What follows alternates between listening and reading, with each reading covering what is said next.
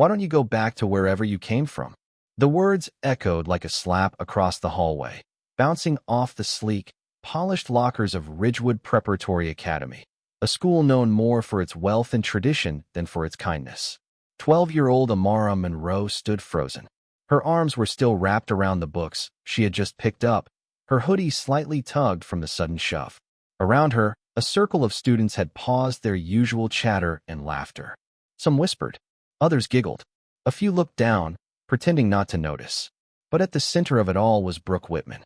Brooke was everything Ridgewood idolized. Blonde, blue-eyed, the daughter of a tech executive and a former model, she ruled 8th grade like a mini monarch. Her voice was sharp, her style designer, and her cruelty? Precision calculated. She didn't like Amara from the moment she walked into class 2 weeks ago. Maybe it was the secondhand uniform. Maybe it was Amara's skin. Or maybe it was the quiet confidence she carried, the kind that made insecure people nervous. You act like you belong here, Brooke hissed, stepping closer. But everyone knows you're a scholarship case. Some charity project. Amara said nothing. She had learned early in life that words, especially angry ones, could be weapons or shields. And sometimes silence was stronger than shouting. But that didn't mean it didn't hurt. Brooke's posse circled her like a pack, feeding off her smirk. One of them laughed, another nudged her, egging her on. Those shoes, one girl sneered. Are they from, like, Goodwill? They don't even match, another added. Amara slowly bent down, gathered the last of her books, and stood tall again. She looked Brooke straight in the eye, not with fear, but with something different. Something that made Brooke hesitate for just a moment. Because Amara didn't flinch. She didn't cry, and she didn't beg. She just whispered, "You don't know me." Brooke scoffed. "I don't need to know you. You're nobody." But that was where she was wrong. Because what no one at Ridgewood Prep knew, what Amara had never told anyone, was that her full legal name was Amara Monroe Diesel. Yes, that Diesel, the adopted daughter of none other than Vin Diesel, Hollywood icon, global superstar, and one of the most respected action stars in the world. But she didn't wear it like a badge. She didn't arrive in limos or name drop at lunch. In fact, she'd asked her dad specifically not to mention it to the school. She wanted to make friends on her own terms, to earn respect without celebrity, and maybe, just maybe, to prove to herself that she could. But as Brooke's voice grew louder and the whispers around the hallway grew sharper, Amara started to feel the weight of her silence. Was it worth it? Was being anonymous really protecting her? Or was it time to let the truth out and remind everyone that real strength doesn't always come with fists or fame? Sometimes, it comes from the one who stands quietly, waiting for the right moment to rise. And Amara's moment? It was coming fast. The principal's office smelled like old coffee and floor polish. Amara sat quietly across from Mr. Ellison, her eyes focused on the framed motivational quote on the wall. Character is what you do when no one is watching. Funny, she thought, because everyone had definitely been watching earlier. She didn't tell him much, just that Brooke had pushed her, said some things, and that it wasn't the first time. Mr. Ellison sighed, the way adults often do when they want to help, but also want the problem to just go away. "We take bullying seriously," he said, tapping his pen. "But I hope you understand, Amara, that sometimes kids need time to adjust to each other." Brooke's a longtime student. Her parents are very involved. That was code for, her parents donate a lot of money. Amara just nodded. No point arguing. She was used to this kind of diplomacy. She'd seen it 1,000 times, on movie sets, in interviews, even at charity events with her dad. People smiled and pretended, but underneath, they picked sides based on power, not truth. That's why she didn't tell him who she really was. If she had walked in and said, "I'm Vin Diesel's daughter," would it have changed the way he looked at her? The way Brooke treated her? Probably. But it would also make her that girl. The famous one. The one with a cool dad. And Amara didn't want to be defined by someone else's spotlight, even if that spotlight came from one of the biggest stars in the world. Back at home, things felt safer, calmer. She walked into the kitchen where Vin, her dad, was standing over the stove, flipping pancakes even though it was the middle of the afternoon. "Hey, monkey," he said with a grin. "You look like you just stared down a dragon." She shrugged. "Just Brooke again. It's whatever." Vin put down the spatula and raised an eyebrow. "That the girl who shoved you last week?" Amara nodded. "And today? In front of, like, everyone. She thinks I'm some charity case. Vin's grin disappeared. He pulled out a chair and patted the one across from it. Come here. She sat. You know, I didn't grow up in big houses with gates and fancy schools. I grew up in the Bronx. People didn't have time to judge you. They were too busy surviving. But when I got famous, suddenly everybody had something to say. He leaned forward. I know it hurts. I know it's hard. But let me tell you something. Your worth isn't measured by what brand's on your shoes. It's measured by how you walk in them. Amara smiled, but there was sadness behind it. I just wanted to be normal. Vin laughed softly. Normal's overrated. You wanted to be real. And you are. But there's nothing wrong with letting people see who you really are. She hesitated. You mean, tell them I'm your daughter? I mean, let yourself decide when the world hears your voice. But don't ever let someone else silence it. That night, Amara sat on her bed with her laptop open. She opened a blank Word doc. At the top, she typed, Who am I? Then she began writing. Not to tell the world about her dad, but to tell them about her. Who she was, what she'd been through, and what no bully could ever take from her. Her dignity, her story, her power. And maybe, just maybe, it was time to stop hiding. Because being Vin Diesel's daughter didn't make her strong. But standing up for herself? That would. Brooke didn't stop. If anything, the cafeteria incident was just the beginning. She doubled down, knocking over Amara's lunch tray in front of everyone and laughing as mashed potatoes splattered across Amara's sweater. She whispered nasty things in the hallway, loud enough for others to hear, but quiet enough to get away with it. She told people Amara was only at the school because of a diversity scholarship, a term she said with venom. Amara tried to ignore it. She focused on her grades. She read her books during recess. She told herself it would pass. But the final straw came on a rainy Wednesday. Brooke snapped a photo of Amara's shoes, scuffed, secondhand, a little too big. Ones she loved because her dad had taken her to a thrift shop and let her pick them herself. The caption on the photo read, Trash found in the hallway. Somebody called Goodwill. It spread like wildfire through group chats and Snapchat stories. By lunchtime, everyone had seen it. The stares, the whispers, they wrapped around her like barbed wire. Still, she said nothing to her dad. Because she didn't want to disappoint him. Because she thought being strong meant staying silent. Then came gym class. The whistle blew for dodgeball, and Coach Reynolds handed out the red rubber balls. Amara wasn't excited. She wasn't into sports, but at least it was only 20 minutes. Brooke, on the other hand, had something else planned.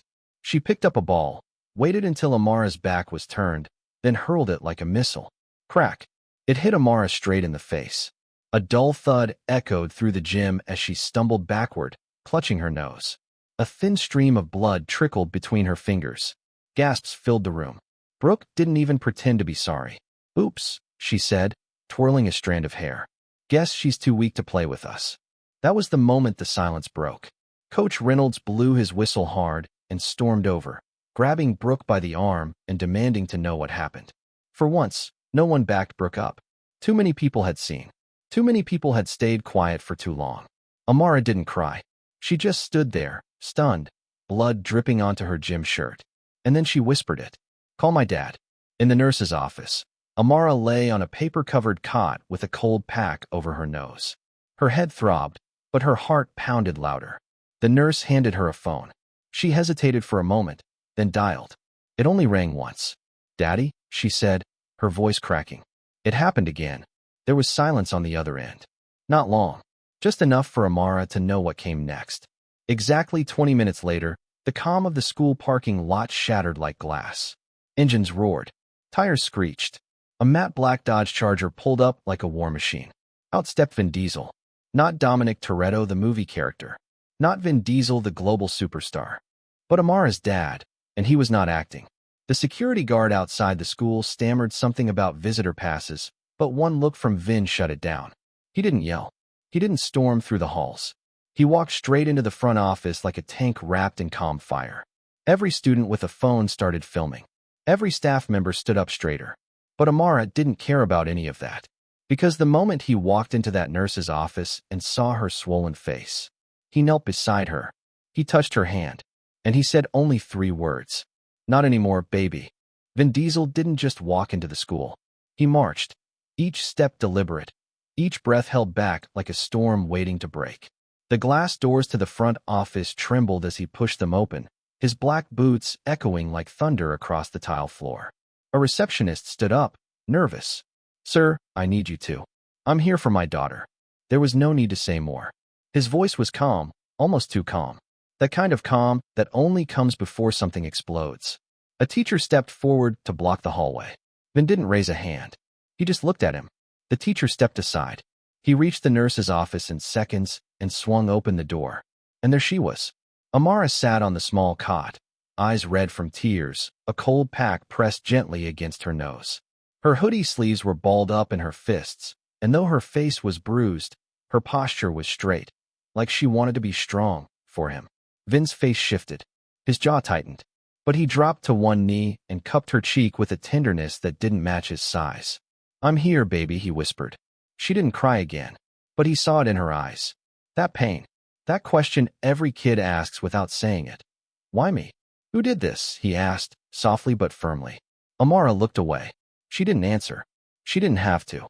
Because right then, the door behind him opened, and in walked Brooke, flanked by her sharply dressed mother and the visibly rattled school principal. The air went cold. Brooke froze mid-step, like she'd seen a ghost. Vin stood slowly, turning around with the weight of a mountain behind him.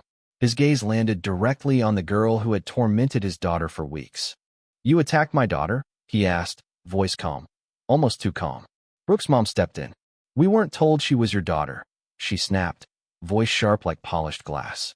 There it was. Vin blinked slowly. Then he stepped forward. "You shouldn't have to know someone's last name to treat them with respect," he said, each word a bullet of truth. The room fell into an awkward silence. Even Brooke lowered her eyes. But Vin wasn't finished. He pulled out his phone, tapped the screen once, twice. Everyone watched as he made a call. Then another. Then another. "Put me through to the superintendent," he said to someone on the line. "And I want legal here. And press." The principal's face turned red. Brooke's mother suddenly looked like she wanted to disappear. "This wasn't just bullying," Vince said, raising his voice just enough for everyone in the office to hear. "This was repeated harassment, racial humiliation, and now physical assault." He turned to the principal. "I wanted Amara to live a normal life, not be known as the daughter of Vin Diesel. I wanted her to go to a school where she could be judged for who she is, not who I am." He looked back down at his daughter. "But if this school can't protect her, I'll buy the building, the land, and every chair inside. And I'll rebuild it from the ground up, with new leadership." The principal stammered. "And Mr. Diesel, please. Let's handle this internally." Vin raised a finger. "No, you've had your chance." He turned to Brooke's mother. "She's not just some girl. She's my daughter. But more importantly, she's a person. And every child in this building deserves to be treated with dignity, regardless of who their parents are." Brooke tried to speak. Her mouth opened, but no sound came. Her mother, for once, was silent. Vin walked back to Amara, kneeled once more, and gently fixed a curl falling from her ponytail. "You don't have to stay quiet anymore," he said. "You hear me?" Amara nodded. Not just because he said so, but because the fear that used to sit heavy in her chest was gone. The morning sun rose over Monroe Middle School like a spotlight, and the whole building buzzed like a beehive. Word had spread, not just through the school, but through the whole town. Amara Diesel. Not just Amara. Not that quiet girl. Not the one Brooke bullied. Amara Diesel. Vin Diesel's daughter.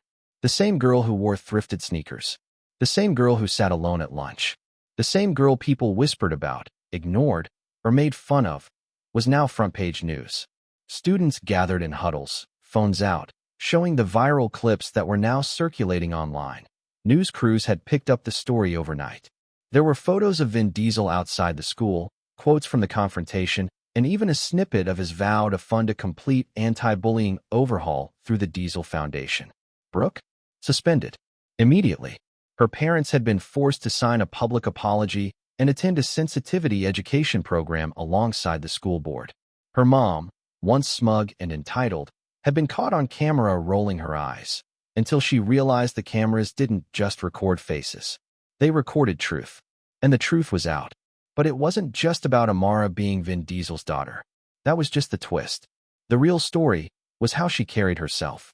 Amara didn't walk into school the next morning with bodyguards or an entourage. She didn't arrive in a sports car or stand in the front office demanding respect. No, she walked in quietly, but tall. Her head held high, backpack slung over one shoulder, hoodie zipped up like any other day. Only this time, people saw her. Not just looked at her, but really saw her. Teachers who had once overlooked her offered awkward but warm smiles. Students who had never spoken to her nodded in the hallway. Even the cafeteria cashier called her by name, gently handing over her usual milk without charging a cent. But Amara didn't say much. She didn't strut. She didn't gloat. Because the truth had already spoken for her. She didn't need to raise her voice. Her strength wasn't in shouting. It was in surviving, in standing tall, in letting her actions speak louder than words. She passed the lockers where Brooke once slammed hers shut. Now it stood open, empty, silent. She passed the bulletin board that used to showcase student achievements, now covered with posters about anti-bullying, kindness, and character building, all with the Diesel Foundation logo in the corner. One banner read, "You never know who someone really is, so treat everyone with respect." In homeroom, she took her seat as usual. No one dared to say anything cruel. Some whispered. Some offered quiet, "Hey, yes." Some just stared. And Amara? She simply opened her notebook and began to write, her hands steady, her eyes forward. Later that week, the principal announced a school-wide assembly. He stood on stage, swallowing nervously before he spoke. "Today marks a new beginning," he said. "One where no student is invisible, where no child is judged by the brand of their shoes or the name of their parent. We failed Amara, but we're going to make sure we never fail another student again." There was a pause, then applause. Slow at first, then stronger. But Amara? She just listened. She didn't take the mic. She didn't need to. Because in a world where everyone is shouting to be seen, she let her character do the talking. She had always been someone worth knowing. Now, the world finally realized it. And for the first time since walking into that school, Amara didn't feel small. She didn't feel invisible. She didn't feel alone. Because she had something more powerful than fame, more powerful than money, more powerful than even Vin Diesel's name. She had truth. And in a world full of noise, truth speaks loudest of all.